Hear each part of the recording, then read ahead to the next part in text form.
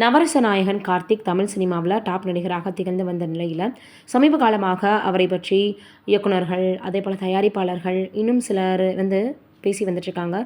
அவர் நல்லா டாப் நடிகராக இருந்த காலகட்டத்தில் டேட் கொடுத்துட்டு வரமாட்டார், பணம் வாங்கிட்டு வரமாட்டார்னு பல விஷயங்கள் பேசப்பட்டுச்சு. இந்த நிலையில் அவர் உடல்நிலை சரியில்லாமல் இருக்கார் அப்படின்னும், இன்னும் அவருக்கு என்ன ஆச்சு அப்படின்ற மாதிரி எல்லோருமே கேட்டு வந்துட்டு இருந்தாங்க. கடந்த சில ஆண்டுகளுக்கு முன்னாடி அவருக்கு நுரையீரல் தொடர்பான சில சிறிய உடல்நலக் குறைவு இருந்துச்சு. அதற்காக சிகிச்சையும் எடுத்துக்கொண்டதாகவும், பின்னர் அவர் நலமாக இருப்பதாகவும் சொன்னாங்க.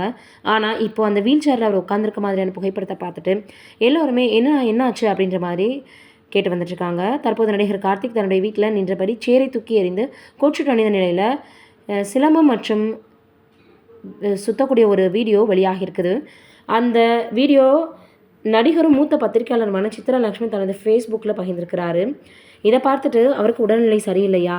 அதெல்லாம் கிடையாது, அவர் நல்லா தான் இருக்கார் அப்படின்னு எல்லோரும் இப்போ சொல்ல ஆரம்பிச்சிட்டாங்க. ஏற்கனவே என்ன ஆச்சு அப்படின்னா, கௌதம் கார்த்திக் அவர்கள் சொல்லியும் கூட இல்லை, அவருக்கு உடல்நிலை சரியில்லைன்ற மாதிரி தொடர்ந்து பேசி வந்துட்டே இருக்காங்க. ஆனால் இப்படி ஒரு வீடியோ வெளியானதுலேருந்து இனிமேலாவது பேசாமல் இருப்பாங்க அப்படின்னு எதிர்பார்க்கப்படுது. என்ன நடக்க போகுதுன்றதை நம்ம வெயிட் பண்ணி பார்க்கலாம்.